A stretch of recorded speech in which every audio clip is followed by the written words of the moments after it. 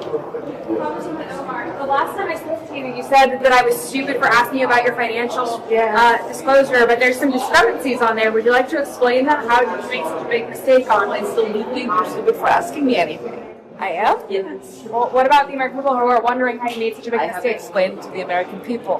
What's the explanation? I have given them the explanation. Do you want to tell our viewers? Because I don't want to tell you jack shit. Oh. How about that? Okay. Okay. Have a good day. Thank you, Congresswoman. We invited Representative Ilhan Omar to this hearing.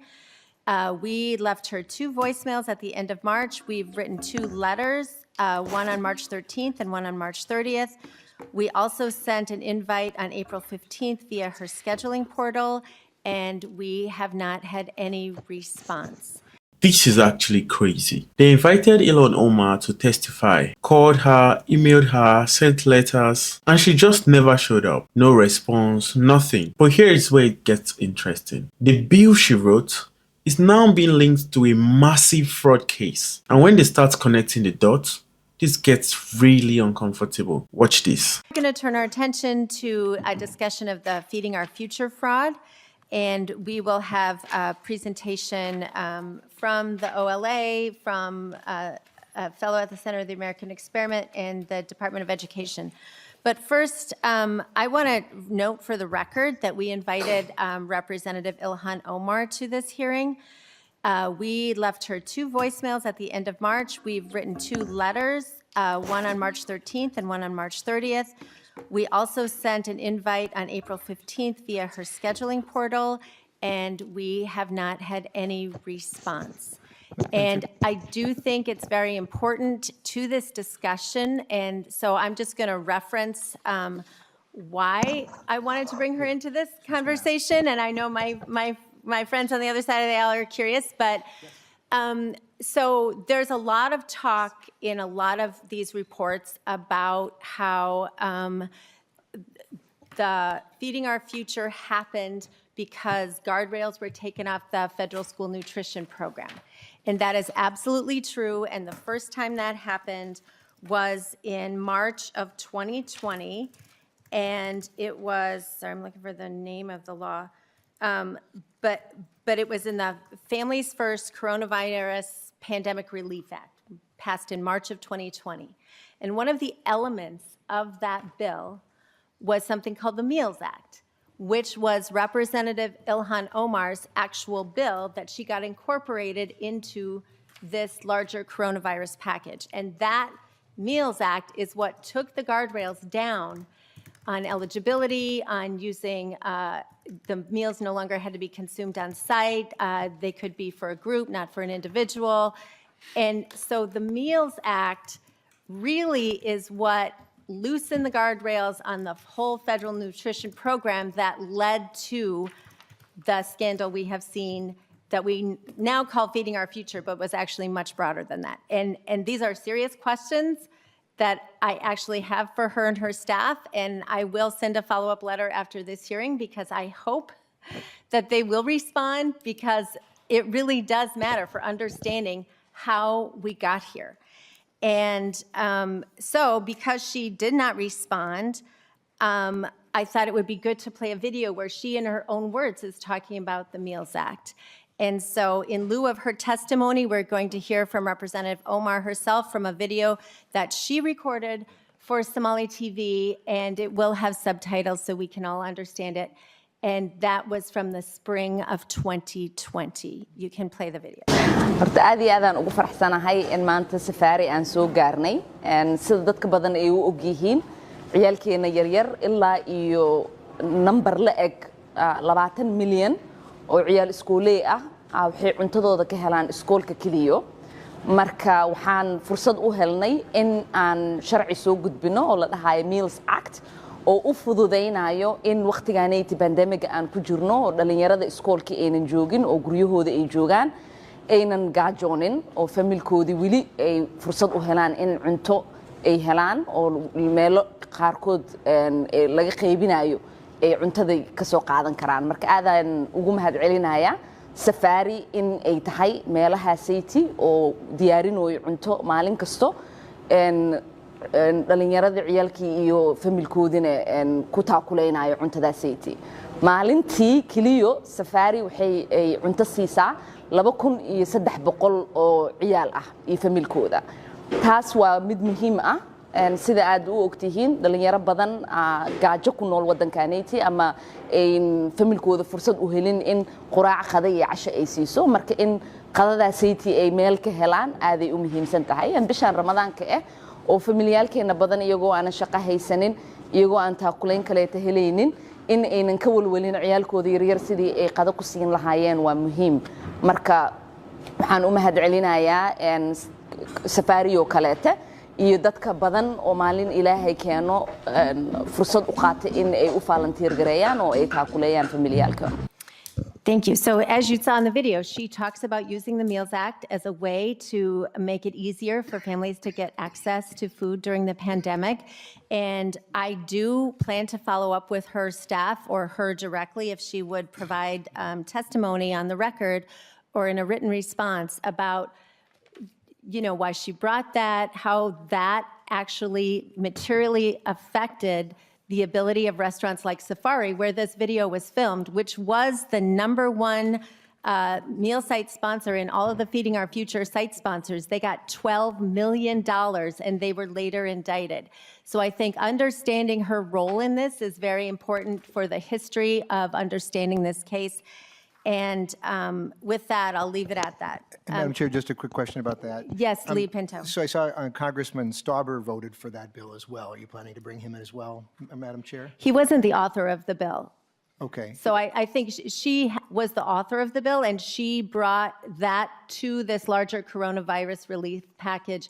And so I think understanding her intention and her communication with MDE over that issue and with the Department of Agriculture and the feds, I think there's still many unanswered questions about that. So I look forward to following up with her office on that. And Madam Chair, just quickly, I had the sense from looking at the video that her intention, it seemed pretty clear, which was to make sure that the kids are fed. I don't know if there's sort of more detail you're looking for in particular beyond that, but that seemed sort of clear to me, but I guess we'll see if she's got more to say regarding that. Absolutely. So, yeah. And I do think that was at least her stated intention in the video, but the video was filmed at Safari Restaurant, which was now charged and convicted for participating in the fraud. And at the time in the video, she references 2,300. Right there. That's the connection. Because this isn't just about policy anymore. It's about who benefited. When you hear numbers like that and then see where the money ended up, that's when people start paying attention. And that's exactly why this hearing matters. Keep watching. 100 meals a day. They eventually got to, I believe, 6,000 or 7,000 meals a day, which defies understanding. And so they were clearly involved with her and her promoting Safari from the beginning. And I think understanding that relationship is part of understanding the larger context of how this happened in Minnesota specifically. Other states didn't see the level of nutrition fraud that we did. And so I do look forward to exploring that question. I think it's important for the history of understanding the larger context. Okay. So with that, we also did send an invitation to Attorney General Ellison's office requesting his testimony today. And he also declined to come, and he sent a letter which was publicly released last night at 5 p.m. So that was the first response we got from him was last night at 5 p.m. And I had also sent a different data request to his office related to Medicaid fraud, which I still have not had a response to on March 6th. So the Attorney General declined to come, saying he had already testified once, and this isn't his jurisdiction because he doesn't have original jurisdiction in these cases, only in Medicaid cases, and that if, we wanted to have prosecutions, it would come from the county attorney or from the feds, and so he really doesn't have anything to add. Although he hastened to say he is doing a small claims case today, so clearly he has civil jurisdiction in all of these fraud cases, and I find it incredibly frustrating that the Attorney General declined to come because for today's discussion, when we're talking with MDE, he was the lawyer for MDE during this time. And so he absolutely had responsibility for advising and representing the state of Minnesota, and that he very disrespectfully declined to come and said he had nothing to do with this is unconscionable. And I'm very disappointed. It is beneath his office to have responded that way. I know you have something to say, Lead Pinto. Well, thank you, Madam Chair. Yeah, all I'm going to say is just that the letter that he sent, we'll just ask that it be put on the committee's website, and folks can read the letter for themselves. He does provide background regarding, as I read it anyway, regarding his role, including talking about how he was representing MD's office was, and working very hard to cut off funding to the fraudsters. But again, folks can read it for themselves. We'll just ask to be posted. Thank you.